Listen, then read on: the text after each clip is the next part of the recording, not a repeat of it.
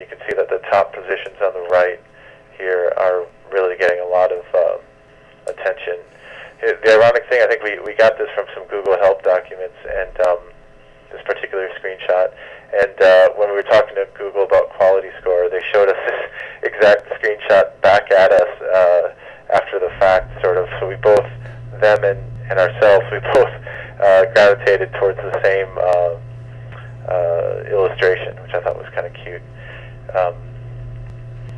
So the ads on the higher positions have a better CTR, and ad above the search results has a even higher disposition to get a high click-through rate. Well, so I think a plain English way of saying this is that if you get a 5% click-through rate in position number 7, that's going to count a lot more towards your quality score than if you get a 5% click-through rate in position number 1, right? Yes, that is true. And sorry guys, I just want to jump in. I do want to dispel the idea, though, that this is actually a recent development within the past 6 months. Google did not have this system in place to where legitimately click-through rate kind of was an overall factor in all the search ad placements, and now it is by position placement. Yeah. So the old logic used to be, and it used to actually work, is go in hot, quote unquote hot, go in for the number 1 spot, grab the click-through rate, and then you can drop position and maintain a high, drop your cost per click and maintain a higher position. And now that strategy, that best practice doesn't really matter anymore. So, if there's anything that's going to let advertisers trick the engine, Google's going to figure it out and purge it from their system. Exactly. And I think one great thing about this heat map, and I think it's really important for people to understand overall quality of their business as well. I often get a lot of clients who come and say, well, I am number 1 on the search engine organic results. Why would I want to be number 1 or number 2 or number 3 on the pay-per-click? It doesn't make sense. And this heat map goes to show you that if you're not going to go on those same keywords with your search ads, you're potentially giving that a good chunk of traffic to your competitors. Oh, that's because look where the hot red really is. Mm-hmm. It's not on number 1 for the organic results. Exactly. Yeah. The last thing I wanted to say about this was that there's a report in analytics, and if people don't know, they can connect their AdWords account to their analytics account there for free, and then a report becomes available if you're tracking conversions, which will show you how well your ad performs in different positions. And so you can figure out what positions you really need to be shooting for. It's kind of an advanced concept, but you'd be very surprised what the differences are when you take the time to look. That's a good tip. Yeah.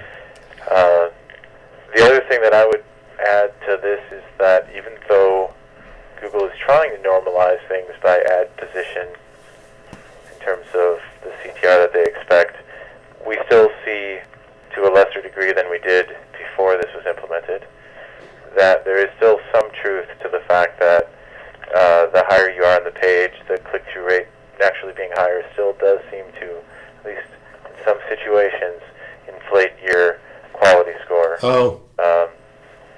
We have examples where that's been occurring, and in the consulting that I've done, it's even come up again this last week for some pretty specific examples where it's been tried and then taken down and then tried again and taken down, and in every instance it reacted in ways that are against what Google is telling us here. So I know they're normalizing best they can, but if they have an error, it's that they're not normalizing, they're not compensating enough, and that those top positions probably still affect quality score in That's interesting. a better way. I have a guess about that. This is a total guess because it's the first time that I'm hearing you say that. My guess is that their normalization formula is probably a global normalization formula rather than being keyword by keyword by keyword, and that there are some keywords where the impact of the higher positions is more dramatic than the norm, and there are some keywords where the impact of the higher positions is less dramatic than the norm.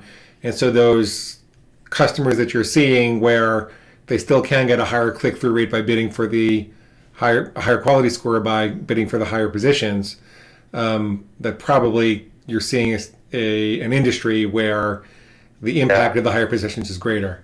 And that matches what I would think of too. If I can go back to roofing as an example, if you have an ad where the primary benefit that you're offering is that your roofing quotes are very fast, then it's pretty important to be in one of the top positions, because that appeal, that benefit appeals to someone who has a trigger finger and who's going to click on one of those first ads.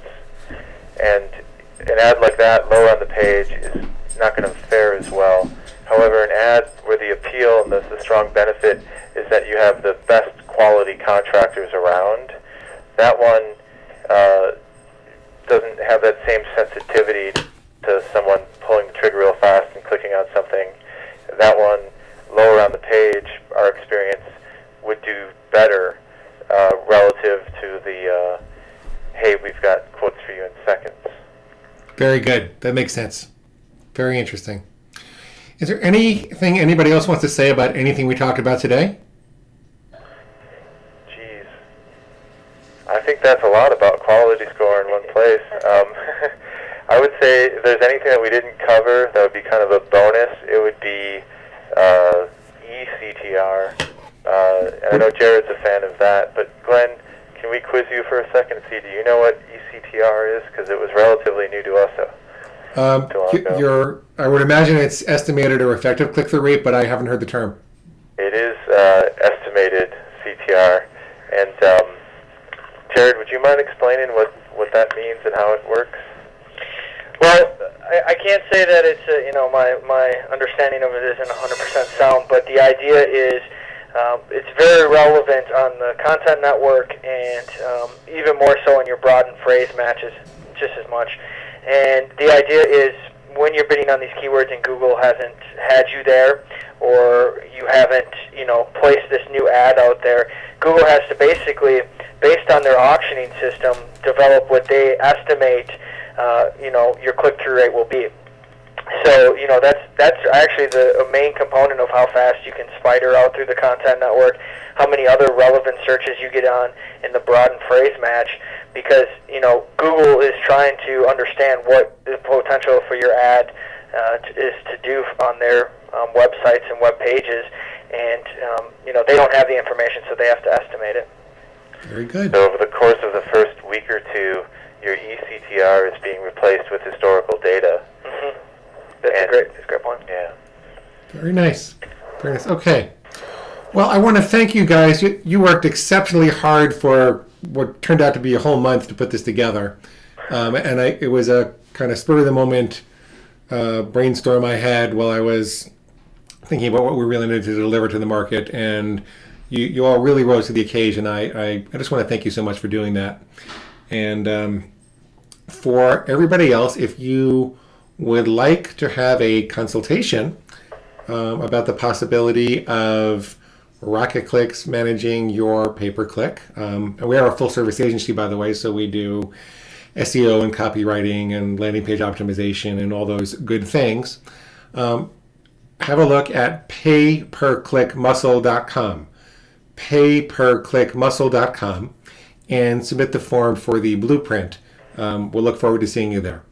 Thanks again for Rocket Clicks, and this is Glenn signing off. I'll see you guys next time, okay? Bye, everyone. Goodbye.